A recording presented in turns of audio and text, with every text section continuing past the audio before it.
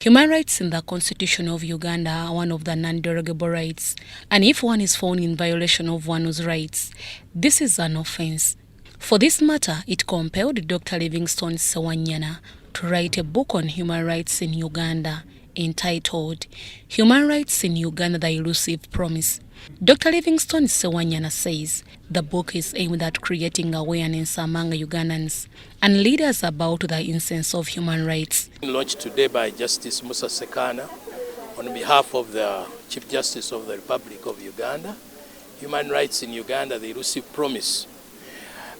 It looks at the underlying challenges that Uganda has to deal with in order to be or to become a democratic state and one that is prosperous like many other countries.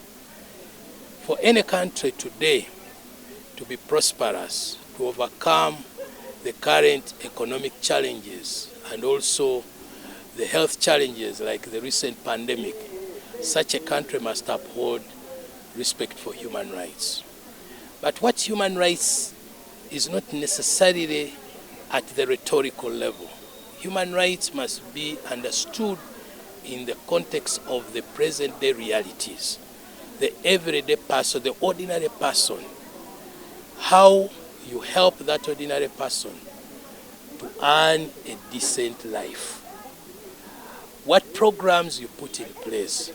How do you ensure that the citizens are respected, the citizens participate in the decision making, the citizens are part and parcel of the democratic and development agenda.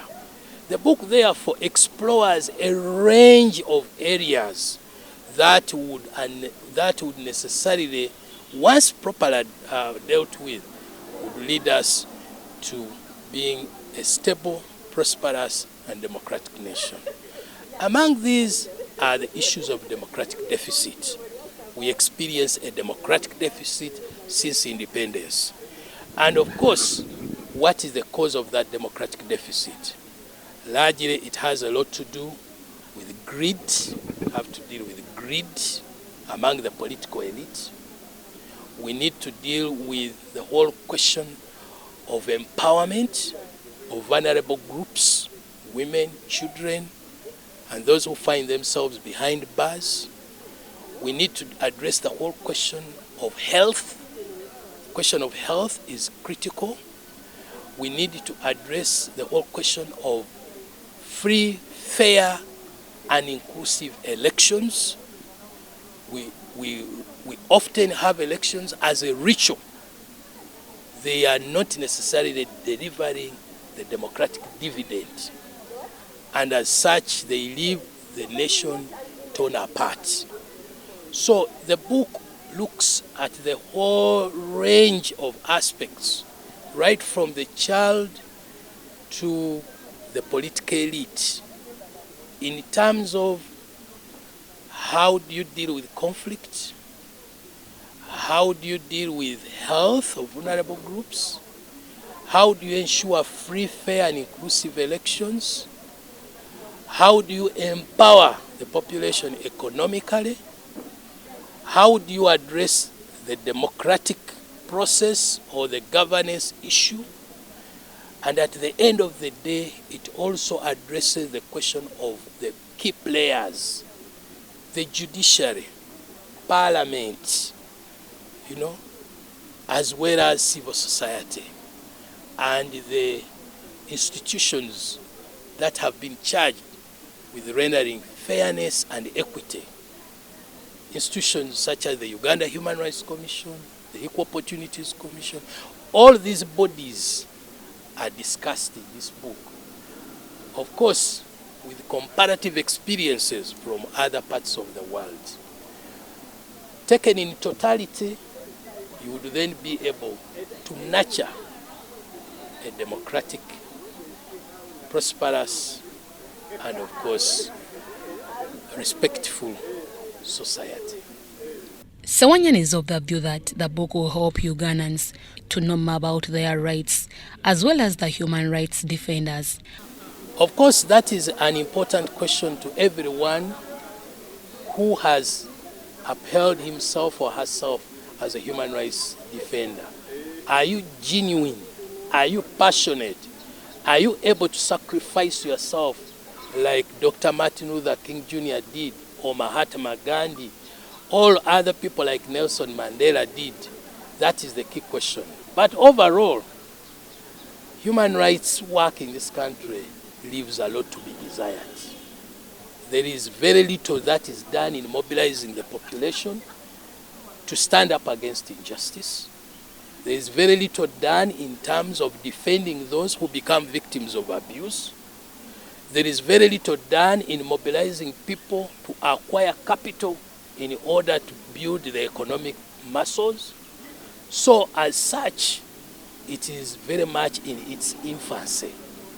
So compared to many activists that I have come across in Nigeria, in South Korea, in Vietnam, in the United States, and even in the Arab world, the human rights work in this country still needs more engineering in order to address the current democratic and human rights deficit that we are experiencing. Indeed, it's very true. There are very many people who stand out as human rights advocates, yet they have very little knowledge about the subject. Part of the challenge that we face is to nurture a crop of people who are grounded both theoretically but also in practice about the ideals and the very essence of human rights. So as such, knowledge development becomes critical, and that's the very reason why this book comes in and it becomes timely. That if you are a student of human rights, you are a lecturer of human rights, or you are a political elite, you need to understand the jurisprudence of rights, both at a theoretical level but as well as in practice.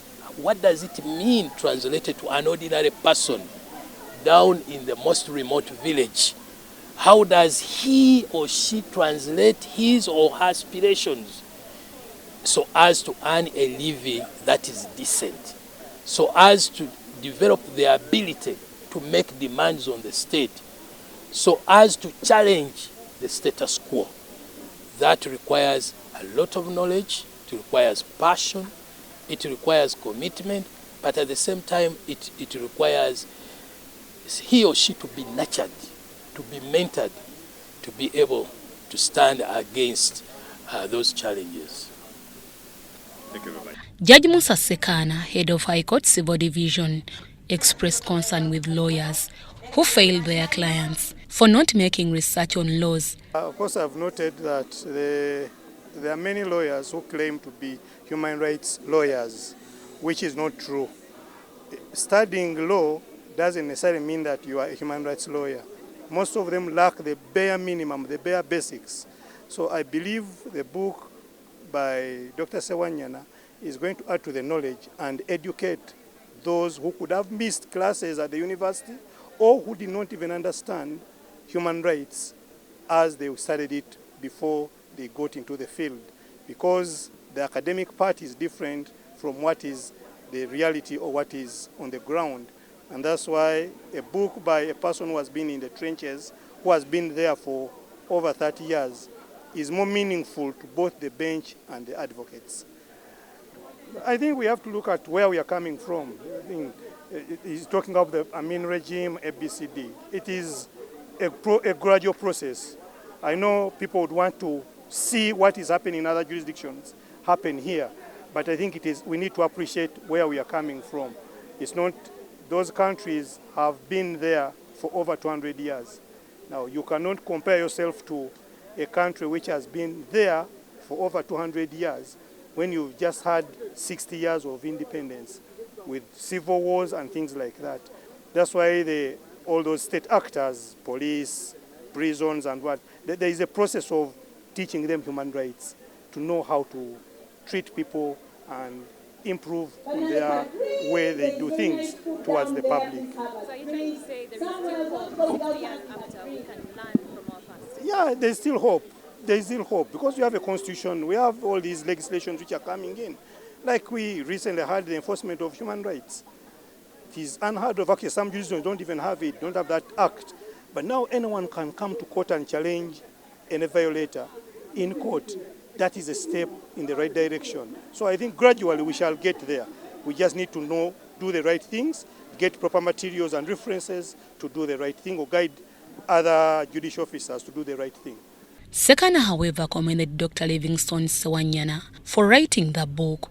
It will definitely improve on the quality of judgments, because with materials, with resource materials, a judge is able to quickly make reference and give meaningful judgment, as opposed to a judge writing a judgment without local materials or local content, because the lawyers normally cite South African cases, cases from England, but they are only applicable to the extent that the Constitution of Uganda embraces those principles. You have to contextualize it within the local content, because we are administering justice in the name of the people with aspirations of Ugandans.